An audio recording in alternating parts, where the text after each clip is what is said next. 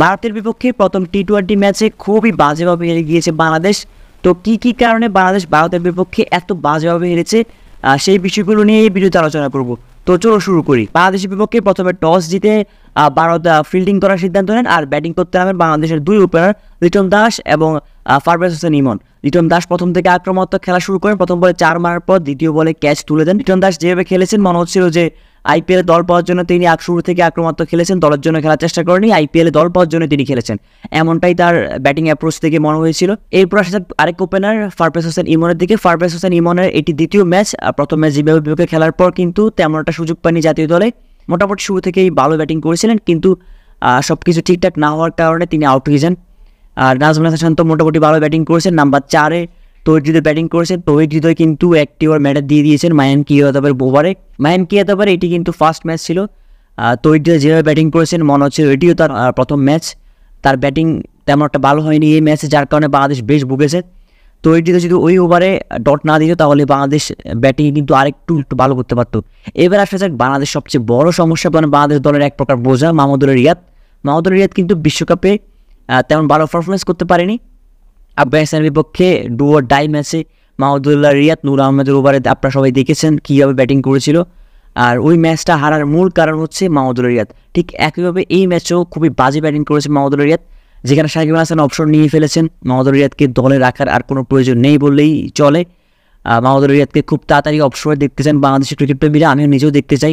মাহমুদুল্লাহ রিয়াদের এই মুহূর্তে অবসর নেওয়া উচিত। এরপর হচ্ছে জাকির আলী। জাকির আলী কিন্তু বিশ্বকাপে তেমন ভালো পারফরমেন্স করতে পারেনি। ভালো সুযোগ ছিল তার কাছে, তিনি তা কাজে লাগাতে পারেনি। ভারতের বিপক্ষে একটি ভালো সুযোগ এসেছেন, তিনি তা কাজে লাগাতে পারেনি। শুধুমাত্র একটি ম্যাচ শ্রীলঙ্কার বিপক্ষে অভিষেকে, ওই ম্যাচটা বাদে জাকির আলী তেমন কোনো ভালো পারফরমেন্স নেই। আজকের ম্যাচে জাকির আলী যে ব্যাটিং দেখা গিয়েছে, এর পরবর্তীতে ম্যাচে জাকির আলীকে সুযোগ দেওয়া আমার মনে হয় না ভালো হবে। জাকির আলীর জায়গায় একটা প্লেয়ারকে সুযোগ দেওয়া, যেহেতু সে হচ্ছে শামীম পাটোয়ারি। শামীম পাটোয়ারি কিন্তু টি-20তে ভালো ব্যাটিং করতেছিল। শামীম হোসেন পাটোয়ারি কিন্তু একটি সুযোগ ডিজার্ভ করে, আরও একটি সুযোগ ডিজার্ভ করে। আর মাহমুদুল্লাহ রিয়াদের জায়গায় এর পরবর্তী ম্যাচে মাহমুদুল্লাহ রিয়াদকে বসিয়ে শেখ মাহাদি অথবা তানজিদ তামিম এবং পারভেজ হোসেন যদি ওপেনিং খেলে, আর লিটন দাসকে 4-এ খেলানো উচিত। কেননা সাকিব আল হাসান 4-এ খেলতো, সাকিব আল হাসান অবসর নেওয়ার পর ওই জায়গাটাতে তেমন কোনো ভালো ব্যাটসম্যান দেখছি না। এর আগে মুশফিকুর রহিম নাম্বার 4-এ ব্যাটিং করতো। তো এই জায়গাটার মধ্যে যদি লিটন দাসকে খেলানো হয় তাহলে বাংলাদেশের জন্য ভালো হবে। আর পাশে যদি তৌহিদ হৃদয় খেলানো হয় তাহলে সেটা বাংলাদেশের জন্য মঙ্গল। তো এই ম্যাচে বাংলাদেশ মাত্র 127 রান করেছে ব্যাটিং ব্যর্থতার কারণে, যেটি ভারত মাত্র 12 ওভার ব্যাটিং করে তুলে ফেলেছেন। তো এবার আসা যাক বোলিংয়ের দিকে। বলিংয়ে কিন্তু বাংলাদেশের ফাস্ট বোলার তেমন ভালো বল করতে পারেনি। মুস্তাফিজুর রহমান কিছুটা ভালো ছিল, কিন্তু ততটা ভালো না।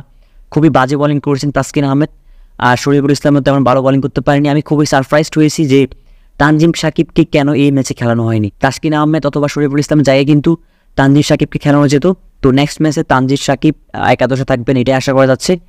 আর মেহেদী মিরাজকে প্রথম 10 ওভারে মাত্র একটি ওভার করিয়েছেন ক্যাপ্টেন নাজমুল হাসান শান্ত। মেহেদী মিরাজকে উচিত ছিল ভারত যেরকম পাওয়ার প্লেতে বরুণ চক্রবর্তীকে ব্যবহার করেছে, মেহেদী মিরাজকেও কিন্তু পাওয়ার প্লেতে ব্যবহার করা উচিত ছিল। আজকে কিন্তু রিশাদ হোসেন তেমন ভালো বোলিং করতে পারেনি। তো এটি প্রথম ম্যাচ, হাল ছাড়ার কোনো মানে নেই। এই পরবর্তী 2টি ম্যাচ আছে, বাংলাদেশের হাতে ঘুরে দাঁড়ানোর অনেক অপশন রয়েছে। আরেকটি কথা, এই সিরিজে দিসান আলম যে কিনা দুর্দান্ত ব্যাটিং করছেন, টি-20তে অস্ট্রেলিয়াতে যে এইচপি টিমের টি-20 সিরিজ হয়েছিল সেখানে দুর্দান্ত ব্যাটিং করেছে। দিসান আলমকে কিন্তু বাংলাদেশের দর্শকরা এই সিরিজ দেখতে চেয়েছিলেন, কিন্তু আনফর্চুনেটলি এই সিরিজে তিনি সিলেক্ট হয়নি। আগামী সিরিজগুলোতে আশা করি দিসান আলম থাকবেন এবং তার যে পারফরমেন্স সেটি ধরে রাখবেন। তো বন্ধুরা, বাংলাদেশের এই ম্যাচ হারার কী ভুল সেটি অবশ্যই আপনাদের মতামত অনুযায়ী কমেন্ট করে জানাবেন। আমি আমার মতামত এই ভিডিওর মাধ্যমে প্রকাশ করেছি, আপনাদের মতামত অবশ্যই প্রকাশ করবেন। That's it. আপনি যদি আমাদের চ্যানেলে নতুন হয়ে থাকেন অবশ্যই সাবস্ক্রাইব করবেন এবং ফেসবুকে যদি এই ভিডিওটি দেখে থাকেন অবশ্যই আমাদের ফেসবুক পেজটি ফলো দিয়ে রাখবেন। ধন্যবাদ।